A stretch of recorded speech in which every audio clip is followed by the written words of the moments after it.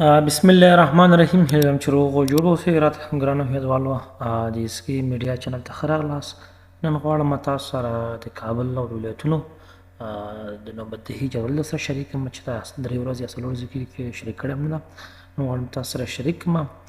له ټول نه مخکې راځم، بعضې ملګري زموږ نه سوالونه کړي دي، د هغې ځوابونه تاسو ته درکړم. د بعضو ملګرو موږ نه سوالونه کړي، راځم د هغوی سوالونه څه کوم، تاسو ته جوابوم. لومړی سر کې دلته زموږ یو ورور سوال کړی ده، ویلي دي چې د بلخ ولایت سیټ کله واضحیږي تبدیل لپاره، یعنی سایت بلخ دوباره چی وقت باز میشه. خب سایت بلخ کیاس البته تقریبا 4 ماه الی 6 ماه میشه که طولا فعلا باز نشده، فقط پروسه آنلاین که شروع شده 2 بار یا 1 بار باز شده بود، اگر طولا باز نشده احتمال است که در نزدیک ها بخیر سطح های بلخ و دیگه ولایت ها هستن، اونها هم باز میشه. در 1 ماه 1.5 ماه البته، داخل 1 ماه یا در داخل 3 هفته الی 4 هفته البته در نزدیک ها بخیر باز میشه. خب بیادرم همه قسم سوالشان بود راجع به بلخ بود البته. و خب دوستای ما دیگه هم سوال کرده، اونها هم راجع به پاسپورت سوال کرده، گفته است که سلام سایت پکتیا کله خلاص و گفته است که د پکتیا ولایت سیټ کله خلاص کیږي، کولی شم ته معلومات راکړي. 2 ورځې مخکې هم کمنټ کړی ده. د پکتیا ولایت هم د نورو ولایتونو په شکل سره ده، دوی هم د نږدې ورځو کې به هم څه شي خلاص به شي، لکه د خوست ولایت هم فعلا لپاره بند ده، د لوګر ولایت هم بند ده، پکتیا هم بند ده، مزار شریف هم بند ده، همداسې نور ولایتونه هم دي چې هغې تر اوسه لا خلاص شوي نه دي، خو احتمال شته چې په همدې ورځو کې څه شي خلاص شي. خب یو بل ورور هم دا سوال کړی ده، ویلی دی چې سلام علیکم برادر محترم، بگوید که چرا هر روز جدول نوبتدهی را اپلود نمیکنید و بعض وقت 1 روز بعد، بعض وقت 2 روز بعد جدول نوبتدهی را اپلود میکنه. خب این راجع به نوبتدهی میگفت که چرا جدول نوبتدهی را هر روز اپلود نمیکنه. خب البته بعض وقت همراه ما معلومات نمی باشه، چون معلومات دقیق نمی باشه یا جدول همراه ما شاید نمیشه، به مو خاطر ما نمیتونیم که هر روز چیزی کنیم اپلودشان کنیم و ما بدون معلومات که نباشه ما نمیتونیم که یک دو را جور کنیم و اپلودشان کنیم. هر وقت معلومات به دست ما بیاید حتما اپلود میکنیم.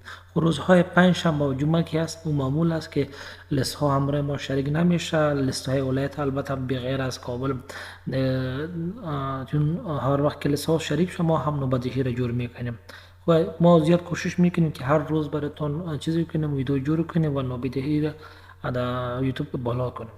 خب یک بیادر دیگه هم ما سوال کرده، گفته است که سلام علیکم لالا، نوبتدهی غزنی چرا پیش نمیره؟ از دیگه ولایت ها خیلی پیش رفته با و مگم از غنی چرا پیش نمیره؟ خب البته این یک دوستی ما هم دیگه سوال کرده بود راجع به غزنی.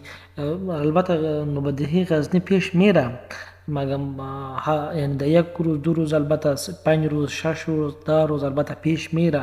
نسبت به دیگه ولایت ها البته نوبتدهی غزنی که است یک کمی سرعت داره، یعنی نوبتدهیشون یک کمی پیش میره. از دیگه ولایت ها که هستن اونها معمولا در 1 روز فقط 3 روز یا 2 روز پیش میره، مگم غزنی که است 5 روز 6 روز 10 روز هر روز پیش میره. البته یعنی نسبت به دیگه ولایت ها البته نوبتدهی غزنی پیش میره دیگه.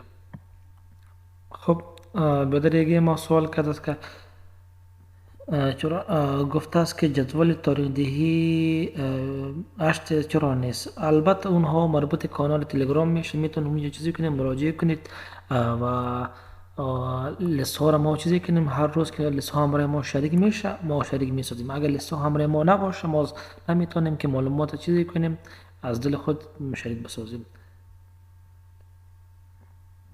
خب یک دوست ما سوال کرده، گفته است که ما تقریبا 9 ماه 6 ماه میشه که ما ثبت نام آنلاین کردیم و چی وقت نوبت ما میرسه البته در کابل.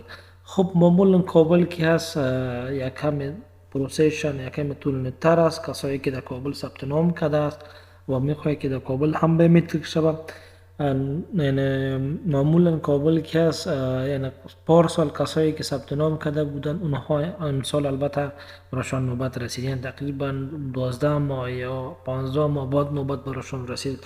اون وقت البته زیاد متقاضین داشت، زیاد نفرها ثبت نام میکرد، به خاطر نوبت دهی کابل یکم سلو پیش میرفت. خب معمولا اگر شما 6 ماه پیش ثبت نام کردید، منتظر باشین انشالله تا دو ماه یا 3 ماه بعد البته بر شما نوبت میرسه. اگر احیانا شما فرم خود به ولایت ها تبدیل کنید، در این صورت باز نوبتتان زود میرسه. و معمولا در ولایت ها که هستن، در بعض ولایت ها در بعض ولایت ها البته تا 1 ماه بعد براشون نوبت میده، تا 2 ماه بعد براشون میده، نهایتا 1.5 ماه بعد یا 3 ماه بعد براشون نوبت میده. و معمولا ولایت هایی که فعلا باز هستن، سایتشان باز هستن، اونها در ضرب 1 هفته الا 2 هفته براشون نوبت میرسه. خب اینها البته سوال هایی بودن که ما جوابشان کردیم و کمین کرده بودن. شما هم اگر راجع به پاسپورت کدام سوال داری میتونید همراه ما شریک بسازین. و یک معلومات دیگه هم همراهتان شریک میسازم. هر وقت که سایت ها باز میشه، سایت های ولایت ها معمولا نیم ساعت یا 1 ساعت باز میشه، چون دلایل مختلف دارم و مربوط راست میشه که چرا وقتی کم البته بازشون میکنه، چرا زود بازشون میکنه یا زود بستهشون میکنه. پس خوب مربوط راست میشه و کسایی که باز میخواه فرم خود از ولایت ها از کابل به ولایت ها تبدیل کنه، میتونه که با شماره واتساپ ما چیزی کنه، پیام ارسال کنه تا ما برشان فرمشان به ولایت ها تبدیل کنیم. چون این خدمات ما 24 ساعت خدمات می است و میتونی که همراه مدت ما شیم، ما براتون فرم چیز میکنیم، تبدیل میکنیم. خب راجع به پاسپورت شما هم کدام سوال داریم میتونه که زیر این ویدیو کامنت کنید تا براتون ویدیو تهیه کنیم و سوال شما را جواب بدیم. خب حالا میایم راجع به نوبدهی کابل و ولایت ها. نن تاریخ د 1402 کال د 8 میاشتې د 10 تاریخ ده د کابل نوبدهي چې د فعل لپاره په دغه د سمبلی په 2 تاریخ کې د مخکې نه تلې، او 1401 کال د 8 میاشتې 2 تاریخ کې ده نوبدهی کابل کې از فعلا هم در 2 سمبلاس فعلا پیش نرفته است، چون زیاد متقاضین البته جمهوری شده و زیادشون غیر حاضر هستند. کسایی که به می تاریخ ها ثبت نام کرده و نوبتشون هم مشخص شده، با اونها البته امروز و فردا روز دیگر روز برشون نوبت داده است، میتونه که مراجعه کنه و به میتریک شود. و چون به مخاطر زود نوبدهیشان پیش نمیره که زیاد نفرها هم غیر حاضر شده و تعداد در این ماه البته نسبت به دیگه ماه ها زیاد است، چون در این وقت البته در ماه سنبله سایت دوباره باز شده بود، چون پس از 6 ماه بعد سایت دوباره باز شده بود، زیاد نفرها چیزی کرده در ثبت نام در کابل کرده، به مخاطر فرمای زیاد در کابل موجود می باشه. فعلا ثبت است این ماه. خب این ماه شاید یک کم طول نسبت به دیگه ماه ها یک کم طولانی تر باشه و این ماه سنبله که خلاص میشه حدود 1 ماه 1.5 ماه البته وقت میگیره. خب نوبدهی روزگار نوبدهی که د 1402 کال د 8 میاشتې 15 تاریخ ته رسیدلی ده. د بادغیس ولایت نوبدهی چې د 1402 کال د 15 میاشتې 3 تاریخ کې ده. د بامیان ولایت نوبدهی د 1402 کال د 15 میاشتې 11 تاریخ کې ده. بدخشان ولایت نوبدهی د 1402 کال د 8 میاشتې 23 کې ده. بغلان ولایت نوبدهی د 1402 کال د 1 میاشتې 28 تاریخ کې ده. او بل د بلخ ولایت د 1402 کال د 12 میاشتې 4 تاریخ کې ده. پروان ولایت د 1402 کال د 1 میاشتې 22 کې ده. او پکتیا ولایت د 1402 کال د 8 میاشتې 3 تاریخ کې ده. پکتیکا ولایت د 1402 کال د 8 میاشتې 8 تاریخ کې ده. پنجشیر ولایت د 1402 کال د 1 میاشتې 9 تاریخ کې ده. تخار ولایت د 1402 کال د 15 میاشتې 26 تاریخ کې ده. جوزجان ولایت چې د نوبدهي د 1402 کال د 15 میاشتې 8 تاریخ کې ده. او خوست ولایت د 1402 کال د 3 میاشتې 22 تاریخ کې ده. د کندي ولایت چې د نوبدهي د 1401 کال د 12 میاشتې 19 تاریخ کې ده. سرپل ولایت د 1402 کال د دویمې میاشتې 22 تاریخ کې ده. سمنګان ولایت چې د نو بدهي د 1402 کال د 5مې میاشتې 20 تاریخ کې ده. غزنی ولایت د 1401 کال د 10مې میاشتې اول تاریخ کې ده. غور ولایت د 1402 کال د 8مې 22 کې ده. فاریاب ولایت د 1402 کال د اولې 21 کې ده. فراه ولایت د 1402 کال د اولې 28 کې ده. کاپیسا ولایت د 1401 کال د 12مې 19 کې ده. کندوز ولایت د 1402 کال د 5مې میاشتې 40 کې ده. کندهار ولایت د 1402 کال د 8مې 19 کې ده. کونړ ولایت د 1402 کال د 5مې میاشتې 11 کې ده. لغمان ولایت د 1402 کال د 2مې میاشتې 23 کې ده. لوګر ولایت د 1402 کال د 8مې میاشتې 18 کې ده. او ننګرهار ولایت د 1402 کال د 3مې میاشتې 11 کې ده. او نورستان ولایت د 1402 کال د 8مې میاشتې 1 کې ده. او نیمروز ولایت د 1402 کال د 2مې میاشتې 19 کې ده. او هرات ولایت د 1401 کال د 11مې میاشتې 13 تاریخ کې ده. هلمند ولایت د 1402 کال د 9مې میاشتې 20 تاریخ کې ده. او میدان وردګ ولایت د 1402 کال د اولې میاشتې 3 تاریخ کې ده. زابل ولایت چې ده نو بدهي د 1402 کال د 8مې میاشتې 1 تاریخ کې ده.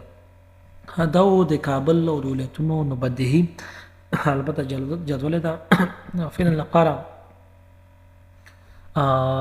ولایتونه کې هغه ولایتونه چې واړه دي ولایت‌های که فعلا دولت‌ها فعلا البته توزیع کم شده با اساس دلیل عمده دلیلشان این است که زیاد جلدها البته چند دلیل داره. یک دلیلشان این است که زیاد نفرها چیز شده دولت‌ها غیرحاضر شده و دوم دلیل این است که زیاد کسایی که بیومتریک شده مفرمشون در کابل زیاد چی شده ذخیره شده.